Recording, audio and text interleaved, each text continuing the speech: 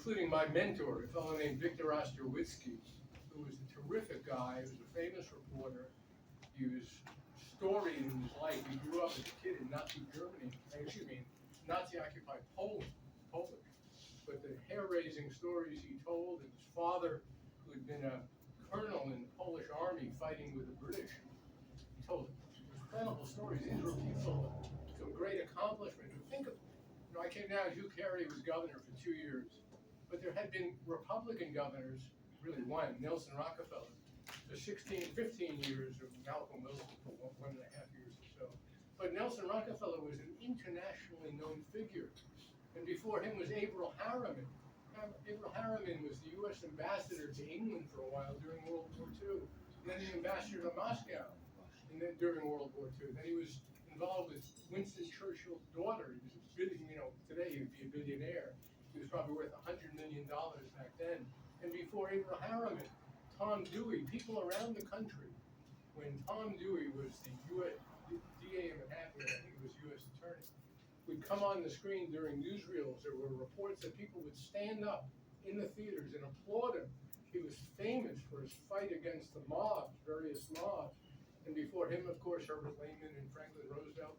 I mean, New York had this incredible, accomplished tradition of political leaders. And here I am arriving in 1977. The Democrats had just taken the governorship in 74 was the election. But Hugh Carey had been in office 75, 76, 77, and the great fiscal crisis had hit the state. Nobody back then was talking about corruption or decadence or sexual hijinks. It was all about very serious matters. And in the assembly, after decades of Republican control, the Democrats had just taken back the assembly. And Stanley Steingut was the speaker, and Steingut's father had been the speaker. I mean, this was a famous tradition, important people. And in the Senate, Warren Anderson was the Senate Majority Leader. That was now in 1977 when I arrived there. The last redoubt of republicanism, because they had lost the assembly, they had lost the governorship. So Warren Anderson had all these very interesting people working for him who were refugees from the Rockefeller administration. And it was all very serious and very interesting. I loved it. To me, it was like going from high school to college, or maybe more like a college to graduate school, to be at the Capitol. And to be, all these serious people were around. Stanley Steingut had people like Bill Haddad, if you know that name, is one of his operatives. Haddad had been one of the founders of the Peace Corps. He was a Kennedy operative, a really brilliant guy who went on to become partners with John DeLorean in the DeLorean automobile business. And that led to scandals, but Haddad wasn't part of the scandals. He wrote books about it. But Haddad was a famous figure. Steingut had working for him Bob Morgado, who would go on to become Kerry's chief of staff, and then Mario Cuomo, something of a long name, but he was a famous secretary to the governor, Hugh Carey. Morgado would go on to become chairman of Sony Records, among other things. Steingut had Sandy Frusher working for him. Frusher became a huge name with both Mario Cuomo and with Hugh Carey. These were people who were brilliant young people who would go on to real major accomplishments. And for reporters focused on the fiscal crisis, focused on this political change that was taking place, focused on the fights over would GE stay in New York because of the revelations about PCBs in the Hudson River, which I wrote a great deal about. This was really exciting stuff. The legislature was open to the press. The executive branch was open to the press. We used to be able to reach the governor on a regular basis, certainly with Mario Cuomo. I don't know if people remember that the mansion's phone number used to be in the phone book when we had phone books. And you could actually call the mansion. You look under the state of New York, and there was a listed phone number for the mansion. And we would call the mansion, I would. And sometimes, not Carrie, but Mario would get on the phone. He would talk to you. He would also call you at 6 o'clock in the morning and scream at you, too. And there were many examples of that. But there was an interchange. There were commissioners. We have a state commissioner with us tonight, Jim Stone. But the commissioners, many of them were people of great accomplishment. And Peter Burley was the Encon commissioner for a while. His father, Adolph Augustus Burley, was Deputy Secretary of State for Franklin Roosevelt. He was the author of The Modern Corporation, which was a critical book. I think it was written in 1930. Came from incredible parentage. David Axelrod, who was director of the state labs when I first came down, became state health commissioner. He was a brilliant cancer researcher. John Dyson was then Secretary of Commerce, as they used to call it. His family founded one of the leading tax preparation agencies or companies. I mean, these are very. Ogden Reed, who had been the owner of the New York Herald Tribune, he was the state environmental conservation commissioner before Peter Burley. I mean, these are remarkable people. And not only were they remarkable and interesting, but they were accessible. You could go over and see them. You could call them up. They would get on the phone, and you wouldn't have somebody in the goddamn, excuse my French, second floor governor's press office saying, don't speak to the press. I mean, these people are around all the time. You can talk to them. And Hugh Carey and Mario Cuomo, they encouraged it. I mean, it was just the opposite of what has happened. Just in terms of the historical context at the time, when I came down, 1977, not only did you have these changes in Albany, but you had Nixon resigning 3 years earlier. You had the Nixon scandal. You had the Pentagon paper, Woodward and Bernstein. The press was riding high as an agent of change, which we were all very excited about. I was certainly excited about it. The Vietnam War had just ended. The civil rights struggle was still a memory. I mean, it was still a recent memory. And you had many politicians, mainly Democrats, but not only Democrats, who were caught up in the idealism at the time. You could talk to these politicians and say, look, Watergate, Pentagon Papers, the press is vital. And that was the period when the Open Meetings Law was first passed, the Freedom of Information Law was first passed, the Lobbying Commission, the first one was created, I think, in 1976. All around this time, when I arrived down there, it was a very, very exciting time. And people had that sense that they were doing something really special for New York.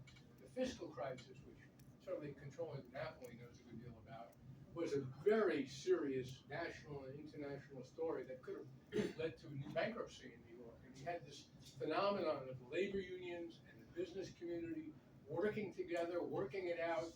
Hugh Carey was something of a hero because of that, and deservedly so. And just talking about Carey, who was an odd fellow, but he was a man of great intelligence, great accomplishment, World War II generation. He was a fighting colonel. I don't think he was with Patton. I think he was with, he would have been under Omar Bradley, I think. But I think he was at the Ramazgan Bridge. He was in combat. He'd come out of that. He was a congressman. His brother was the head of what was then New England Petroleum Company. They had money. They knew about the private sector. And he cared about the private sector. The phenomenon in New York, I thought it was amazing, that went on in 1976 and 1977, where you had two state commissioners. Peter Burley, who was this really handsome, brilliant guy, who was the NDEC commissioner, fighting publicly, openly, with John Dyson, this brilliant commerce secretary, over whether or not GE should be penalized for having legally dumped. And they had federal and state permits for this. Legally discharged, really not dumped. It was part of the manufacturing process. Discharged all these PCBs into the Hudson River from Fort Edward, Hudson Falls, where they had capacitor manufacturing companies. Should they be penalized or should they not? GE was threatening, and which they eventually did, leaving New York, and Carey was kind of torn between them. But to see this going on publicly and to be able to write about it was very, very exciting. And I was disappointed when Carey didn't run for re-election. But then of course, we had these great figures on the political scene as well, whether it was Pat Moynihan or Ed Koch. Mario Cuomo was an extraordinary figure. We had these really interesting people around, in contrast to what's going on to this day. I've asked several political figures. I won't ask the embarrassed Comptroller Napoli right now this question, but I've asked people recently, can you name anyone on the political scene today who really is a transcendent figure, a New York politician who has a great future, someone who's impressed us with what he or she has accomplished or could accomplish? And they don't have, they say, frankly, you can't think of really anybody, except maybe Tom. Hopefully I'm not I'm trying to just paint a picture of the contrast. Let me just note that when I first came down, the press corps was bulging with people. I mean, it was really an exciting press corps. Interesting characters were around. The New York Times, when I first came down, had 4 reporters at the Capitol.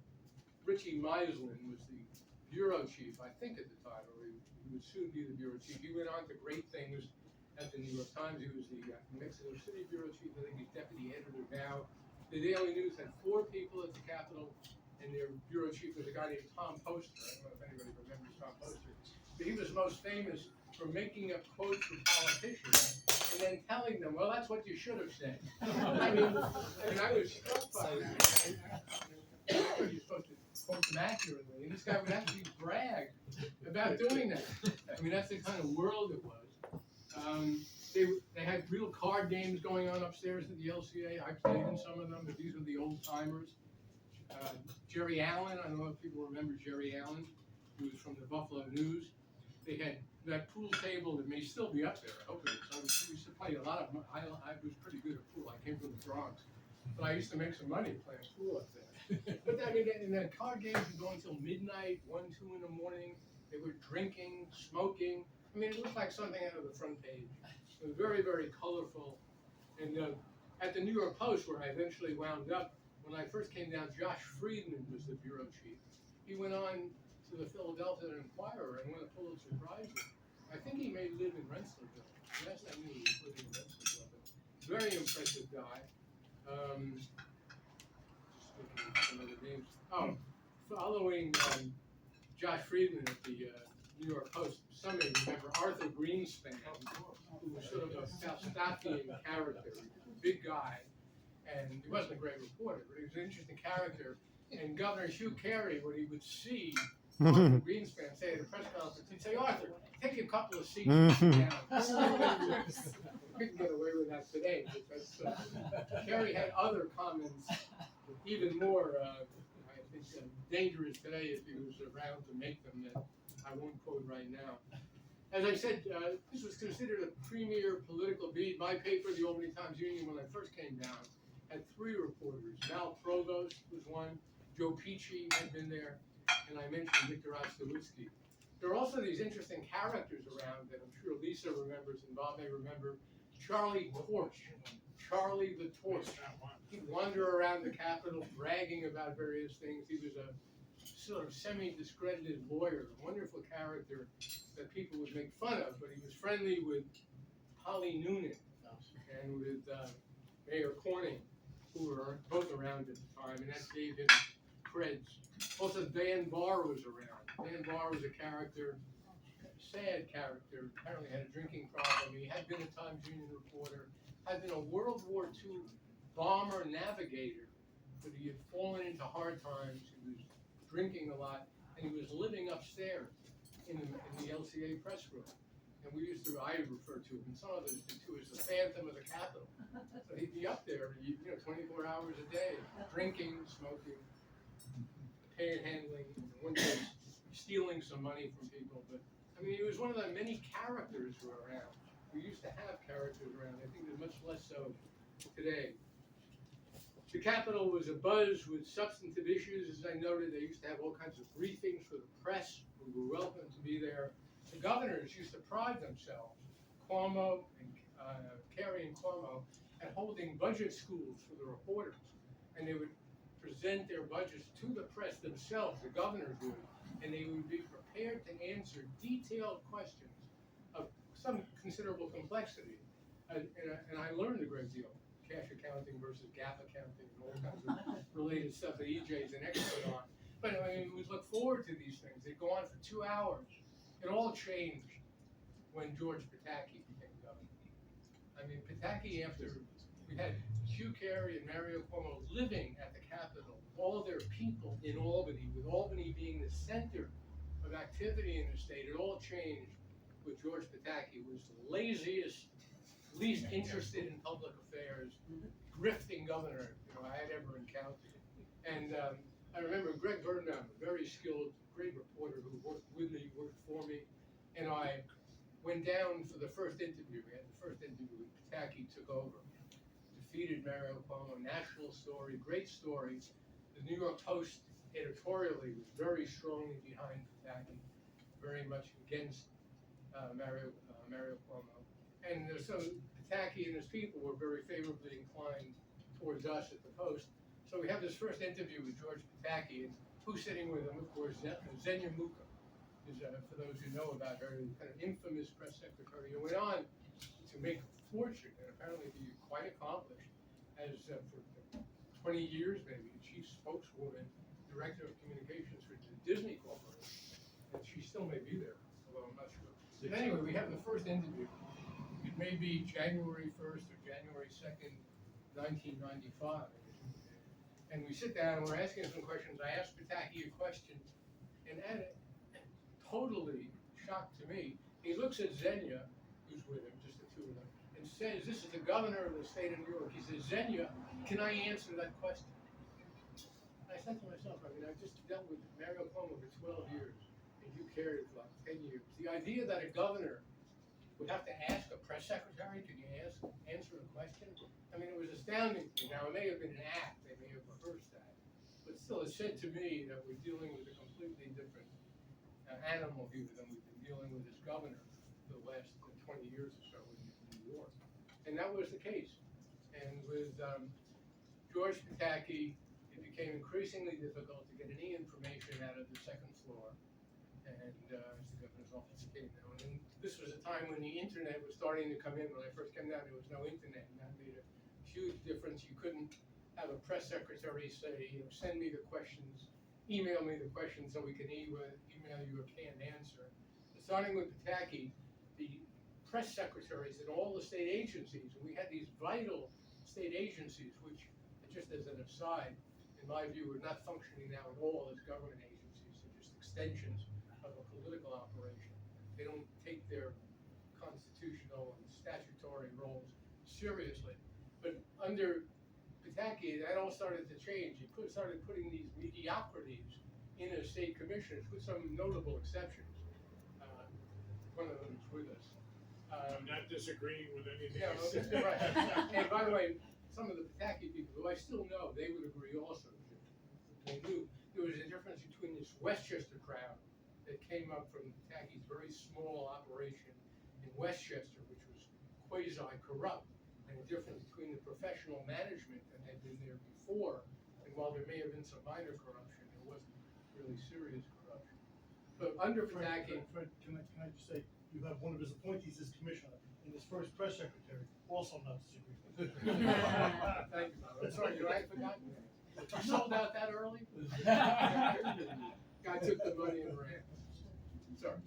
I got questions, I can't run anywhere. Right. And of course, I mean, we suffered, I suffered, I think, that the state suffered for 12 years of attack. Even though he did some good things, and he certainly, during the horror of 9/11, rose to the occasion and deserves some credit for that.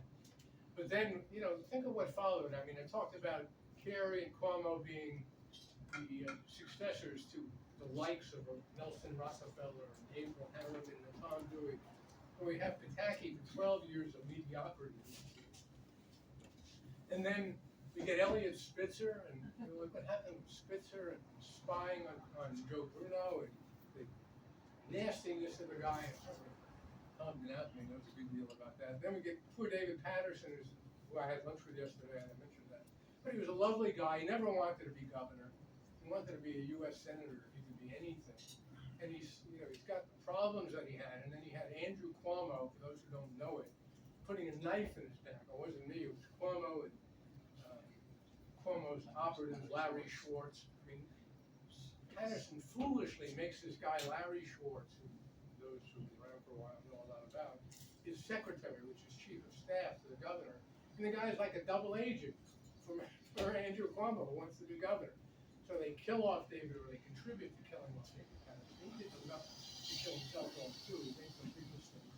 We wind up with Andrew, and he came in with promises of honesty, opposition to any kind of corruption, pledged that he was going to be balanced, he was going to repeal the so-called millionaire's tax because he knew that New York had to be friendly to business. He said it was unfriendly to business, that we were recreating the corrupted, we had recreated the corrupt days of Tammany law.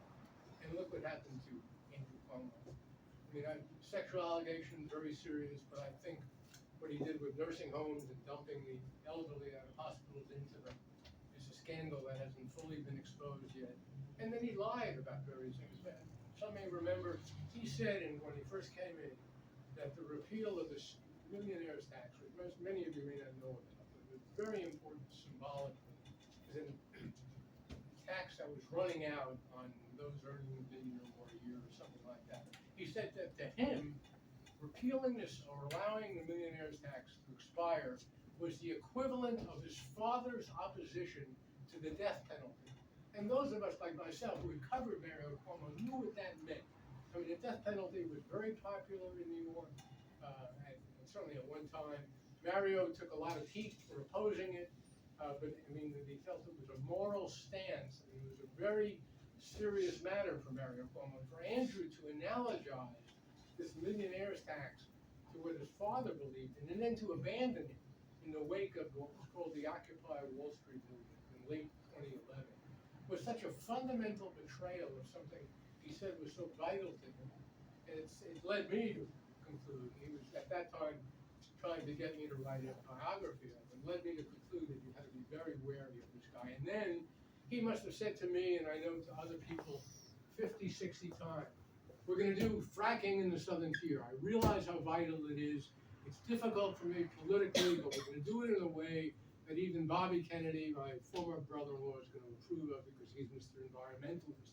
And then as soon as he's reelected in 2014, he had announced that the state was completely abandoning that. And DEC, NCON, own analysis said that fracking under proper regulation could have led to 25,000 jobs in the southern tier.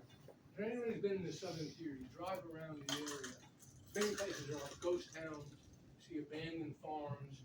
Bob McManus, my old colleague at the Post, used to talk, who was from Binghamton, talk about how you see tumbleweed blowing down the streets of Binghamton.